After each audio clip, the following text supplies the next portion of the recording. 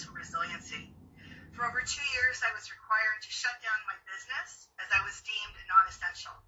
As a result of illegal city mandates, I lost 100% of my walk-in business. Originally, I followed protocols and shut down my business, but as time went on, I was not and never will be obliged to go bankrupt, especially when city officials, all of whom are demanding that I and other small businesses not work while they kept both their jobs and their pensions. I spent months writing to officials, signing God knows how many petitions, participating in both Ontario and city government small business Zoom sessions, anything to keep our small businesses open, to no avail.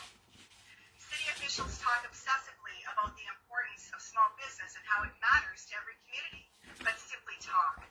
Actions speak louder than words.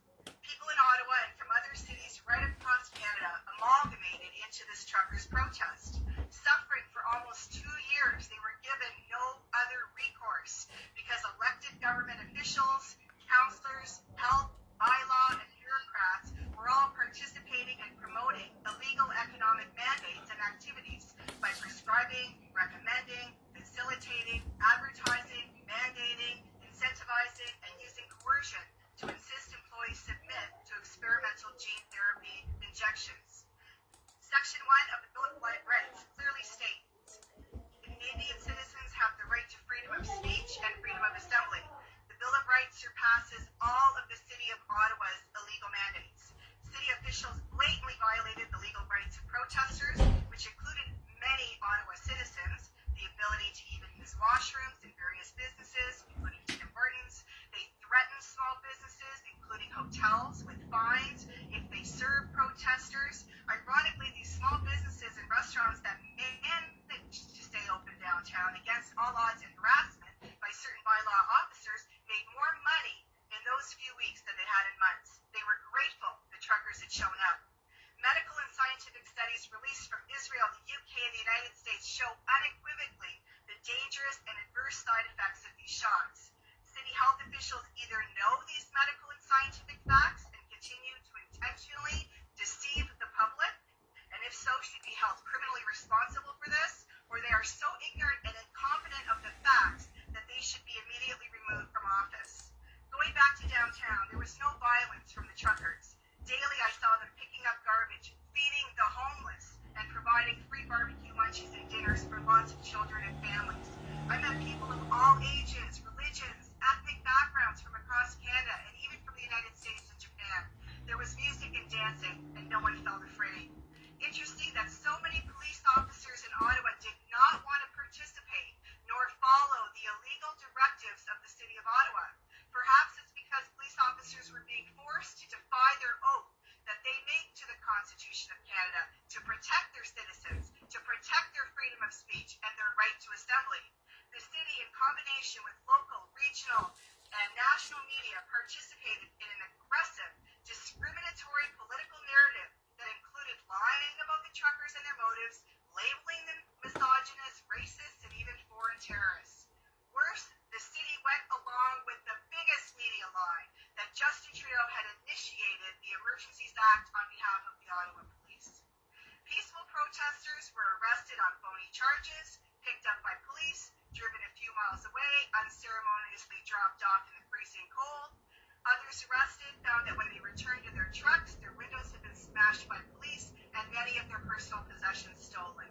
Finally, during one peaceful protest downtown, I watched as police officers on horseback shoved through the crowd, pushing 2 people to the ground, including an elderly woman in her disability wheelchair, who was hospitalized because of this aggressive and illegal city action. Tamara Litch, the ultimate political sacrificial lamb by the Old Boys political network across this country. Current municipal laws, because of their lack of definition, their lack of procedural safeguards, their lack of rule of law values, and complete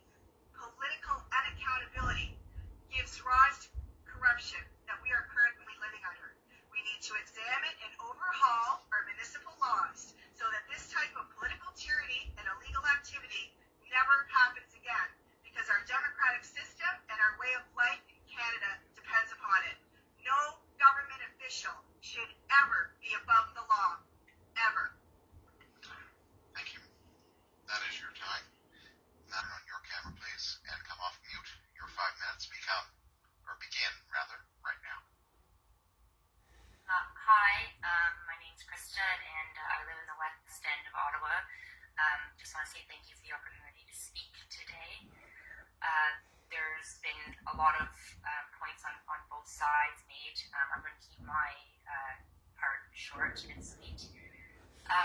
There's good people on both sides of the protest, and good and bad on both sides of the protest, and everyone is going to perceive how they saw things, what depending on what their opinion was of COVID, I think, before the convoy arrived. The overall point that I want to make is that the convoy was very clear what they were trying to do. They wanted to cause an upheaval. They wanted to ensure that their presence was known, hence the honking, hence the blockades. I myself was down there literally every day that they were here.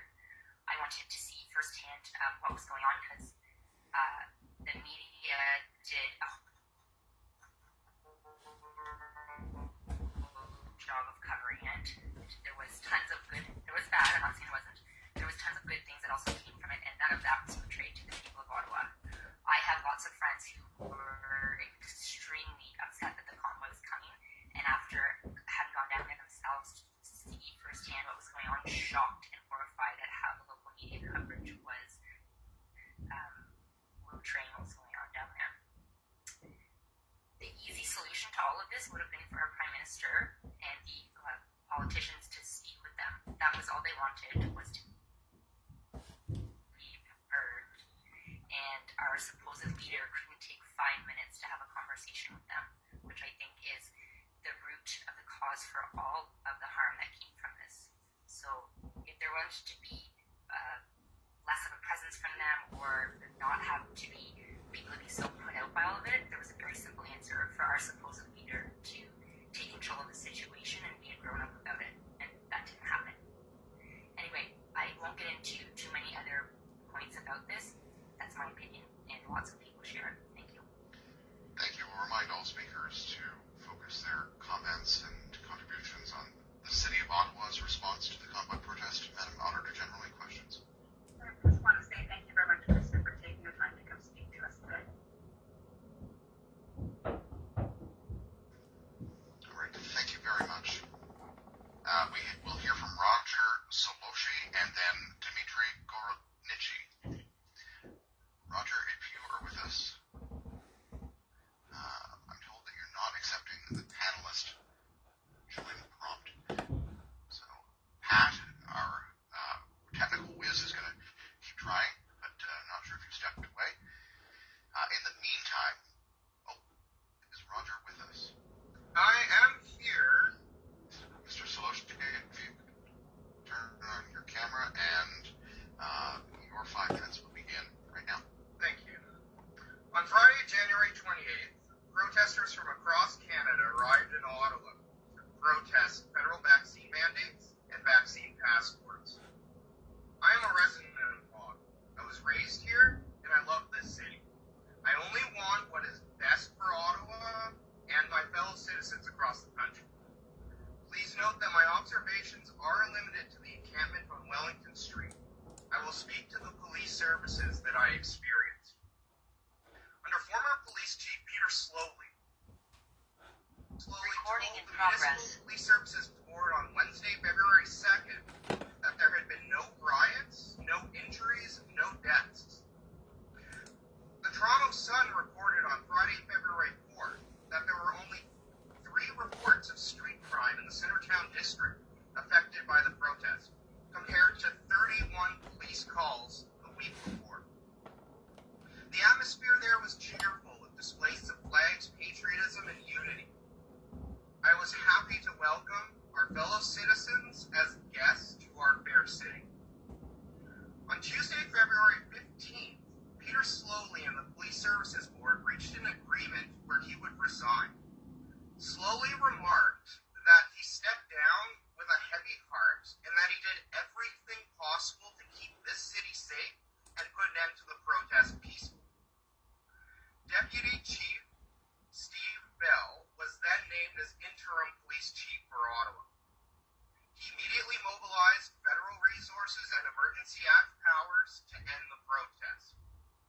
By Thursday, February 17th, the mood among protesters was grim.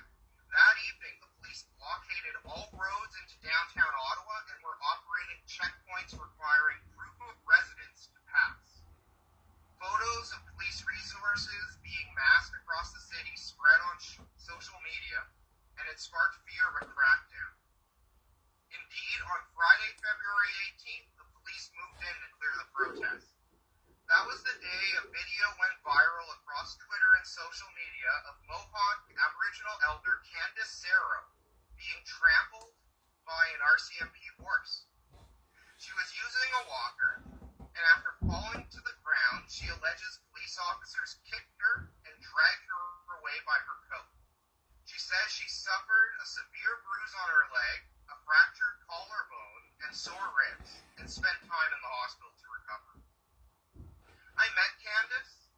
She was a kind, warm, compassionate Aboriginal elder who did not deserve to be assaulted by the police that day. She was there to raise awareness of restrictions that were limiting family access to loved ones in nursing homes. Mothers and fathers have had to suffer and die alone, she said. I would like to thank former police chief Peter Slowly for his services and his efforts at de-escalating the situation, for keeping both police and protesters in the city safe from violence. And I would like to condemn interim police chief Steve Bell for his lack of compassion and unethical conduct. It is noted it took just 3 days after Peter Slowly resigned for Steve Bell to authorize the use of force to end the protest. This was a political crisis that needed a political solution. It is disappointing that our elected officials chose to support the use of force under emergency powers instead. Mistakes were made. It's important we recognize this. Thank you for your time. Thank you, Mr. Soloshi. I wanted to take a quick second to thank Roger. Thank you very much for taking the time to come speak to us today. Thank you. All right, we'll now hear from the final speaker that is scheduled to speak this morning, Dmitry Gorodnichi. Okay, start my video. Okay, good. Thank you very much. Thank you very. Thank you. Yeah, Your 5 minutes starts right now. Okay, thank you very much again. I think this is a very, very important meeting which we have right now. I do feel very sad for all of the negative experiences which people have lived in Ottawa.